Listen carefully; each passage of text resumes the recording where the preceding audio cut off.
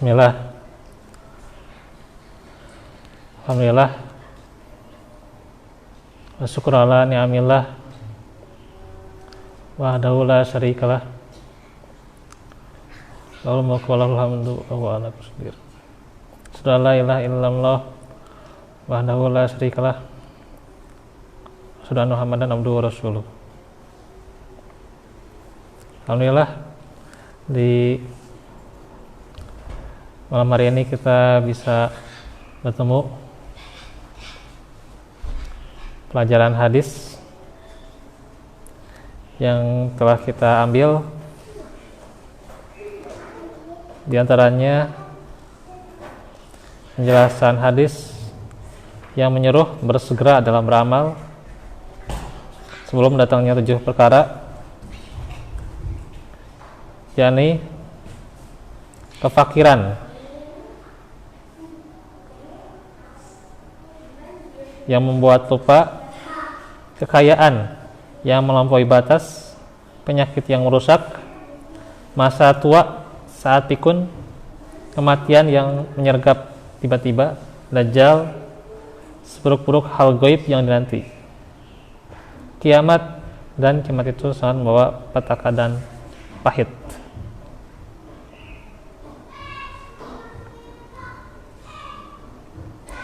Di antaranya kesehatan itu adalah nikmat terbesar, ya.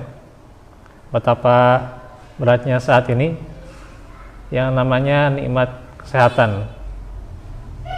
Walaupun ya yang namanya pandemi turun drastis, tapi tetap saja masih ada yang takut, ya. Masih ada yang khawatir.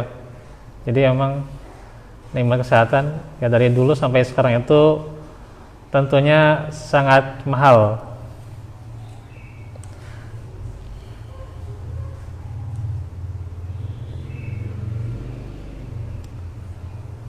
Hati lapang dan perasaan nyaman. Karena itu kesehatan seharusnya jadi motivasi untuk senantiasa kita bersegera dalam beribadah, ya, gitu. Karena bisa jadi ketika sakitnya kita berat dalam beribadah, ya.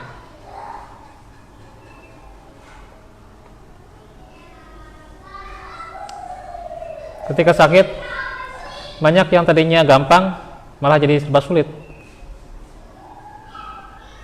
Wudu saja kadang jadi lama, ya. Ketika sakit, ke tempat wudu itu jadi payah, ya, gitu. Jadi payah ketika ke tempat wudu saja, ya, gitu. Padahal mungkin ke tempat wudu itu kan cuma berapa langkah, tapi ya karena sakit jadi berat, gitu, ya, gitu. Dan kita tidak akan pernah tahu kapan sedang sakit, ya, gitu. Nggak bisa diprediksi, ya, kapan bisa sakit, ya, gitu. Jadi harus bersegera, sesegera mungkin, ya, sesering mungkin kita beramal sholih, ya, gitu. Kata Syekh Muhammad bin Al-Utsaimin rahimahullah, penyakit itu mengintai seseorang setiap waktu. Betapa banyak yang di pagi hari itu kondisinya bugar dan sehat, tapi di sore hari terkena penyakit dan lemah, ya.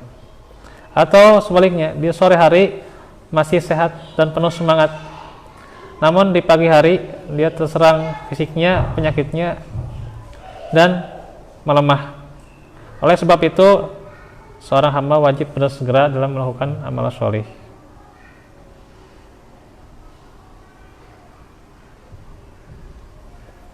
Maka selama kita hidup harus selalu menjadi hamba yang senantiasa beramal sholih, bertakwa dengan senantiasa menunaikan hak Allah, ya.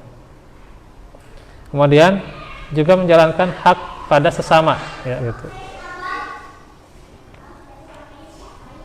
Sebab harta yang kita cari, yang kita tabung, yang kita simpan misalnya, atau anak yang kita pelihara, yang kita besarkan, murid yang kita didik, atau apapun, ya, yang kita pelihara, yang kita gunakan, tidak akan berarti di hari kiamat kecuali bagi orang yang bertakwa.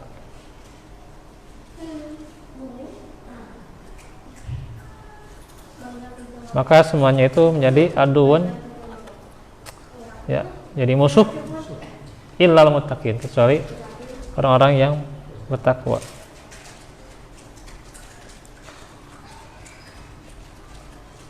Wala tuhsini yauma yub'atsun yauma la yanfa'u malun wala banun illa man atallaha biqalbin salim. Dan janganlah engkau hinakan aku pada hari mereka dibangkitkan, yaitu pada hari ketika harta dan anak-anak itu tidak berguna, kecuali bagi orang-orang yang menghadap Allah dengan hati yang bersih, dengan hati yang selamat. Surah Syu'ara 87 sampai 89. Jadi tidak ada gunanya ya, apa yang kita miliki, apa yang kita pelihara, apa yang kita simpan, apa yang kita tabung di hari kiamat nanti ya, gitu. Kecuali apa yang telah kita amalkan saat ini. Ya, ya ada kelewat ya menyesal. Ada lagi kepemilikan yang hakiki ya, kita tidak bisa mengaku-ngaku istilahnya. Apapun yang kita punya semuanya bisa. Kemudian Syekh Muhammad Al-Utsaimin rahimahullah melanjutkan lagi perkataannya. Terkadang ada orang yang meninggal tanpa peringatan sebelumnya, ya. Jadi nggak ada bel-bel gitu atau nggak ada lonceng gitu ya, pengetahuan atau nggak ada alarm gitulah, nggak ada informasi ya bakal meninggal gitu ya, gitu. Ya. Ada yang meninggal di atas ranjang ketika sedang tidur, ada yang meninggal di atas kursinya saat bekerja atau ketika sedang berjalan, dan ketika seseorang telah meninggal terputuslah amalnya. Jadi disinilah bagaimana orang itu tidak tahu meninggal, tidak tahu akan meninggal. Ada harapan besar ya, seseorang ingin mendapatkan sesuatu ya, mendapatkan pasangan, mendapatkan jadwal, rencana atau apapun itu ya, maka tentunya harus dilandasi dengan perkataan insya Allah ya, gitu. Karena dia tidak tahu kapannya gitu, dan keinginannya diazamkan tentunya dengan senantiasa bertawakal ala Allah ya. Tawakal kepada Allah ya. Karena dia tidak tahu kapan dia meninggal ya, gitu. Mama tadri nafsum bi ayyi ardin tamut ya. Tidak tahu di mana dia meninggal ya.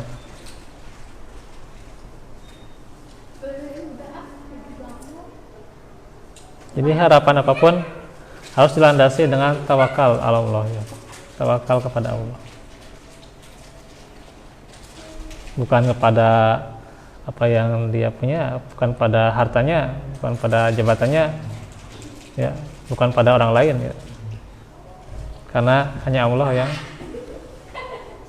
menjadikan dengan takdirnya gitu ya, gitu. Apakah menjadikan mengabulkannya atau tidak gitu ya.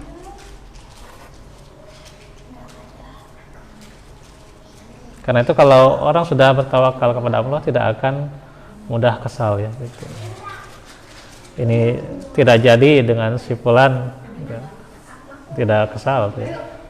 Tidak jadi dengan si A tidak kesal gitu ya, gitu. Tidak mudah putus asa gitu ya. Ya, tidak kecewa ya, gitu.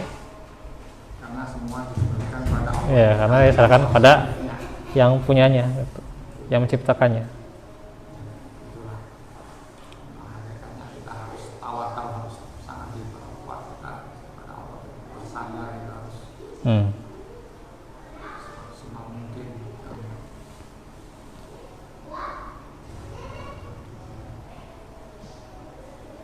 Jadi dengan tawakal kepada Allah, maka tentunya di mana seseorang itu mendapatkan hal yang ia tidak inginkan, tentunya dia tidak lantas juga langsung menyalahkan orang lain ya gitu. Nah, ini yang mesti kita catat ya gitu. Mungkin ada orang yang kepada ya kita itu ya kita harusnya mungkin lebih bersikap kepadanya ya, bukan dia lebih bersikap pada kita gitu. Misalnya dia pendiam, selalu kata kita ya harusnya dia lebih rajin berbicara, dia harus komunikatif dan seterusnya. Dia misalnya orangnya cuek atau gimana, ya kita sebenarnya jangan bebankan dia dengan sesuatu yang seperti itu ya. Itu justru malah berat ya gitu. Nah, ini yang kadang kita kurang rasakan ya gitu.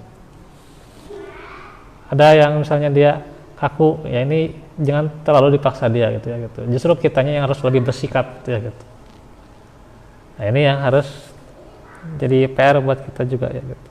Justru salut seandainya melihat seseorang itu bisa mengurangi dalam pembicaraan, pembicaraan iya. itu tidak terlalu penting, tidak Betul. terlalu bermanfaat, itu lebih baik. Iya. Justru seperti itu ya. Itu, sedikit bicara itu ya gitu. waduh, luar Iya. biasa kalau seandainya itu meleset kepada hal-hal yang sifatnya ini Iya. merumuskan kita sendiri nanti, waduh, luar biasa. Iya. Apalagi diamnya orang yang berilmu itu sangat-sangat bagus itu. Iya betul. Dia menyerang yang berilmu. Kita yang kurang ilmunya itu dirasa masih banyak kurang. Kalau seandainya bisa mengurangi dalam bicara, seandainya kurang penting-penting banget lah. Iya. Itu lebih bagus itu memang. Jadi ya yang namanya hifzun nafs ya, menjaga diri ya gitu. Maka saya sangat sok melihat kalau dalam penjelasan benar luar biasa. Kita baru belajar istilahnya bisa sabar, bisa diam, tidak terlalu mengobrol, pembicaraan itu sudah luar biasa bagus. Bagus.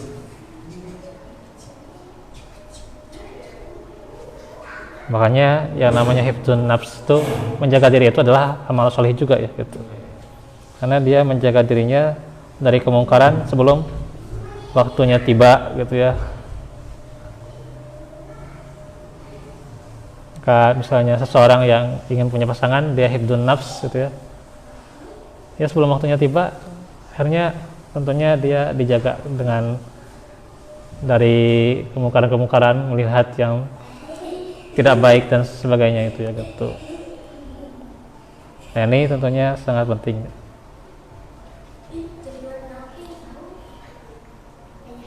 Sebelum hal itu menjadi ketika tidak dijaga ya jadi keburukan tentunya ya gitu.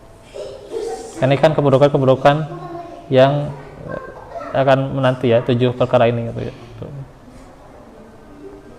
Termasuk juga kefakiran ya gitu. Kefakiran bisa fakir secara perbuatan, secara ilmu, secara amal gitu ya, gitu.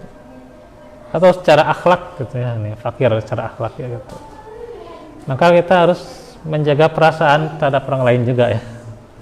Jangan mudah marah, jangan mudah menyalahkan orang gitu. Orang lain misalnya tidak berbuat apa yang kita inginkan, ya kita lihat dulu seseorang itu terkadang menyalahkan orang tanpa dia telusuri bagaimana jejaknya gitu ya gitu. Ya. Dia misalnya mengkritik seseorang yang berilmu padahal dia tidak tahu orang yang berilmu itu sangat besar jasanya untuk agama gitu ya. Sangat besar jasanya untuk umat Islam gitu ya. Tapi dia kritik habis-habisan. Nah ini ya. Harus diperhatikan pula ini gitu.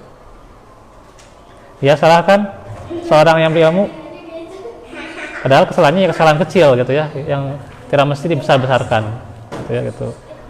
Dan ya yang namanya komunikasi, miskomunikasi itu kan ya setiap orang juga bisa jadi gitu ya gitu. Jangankan dengan orang lain, dengan keluarga kita sendiri saja kan bisa jadi.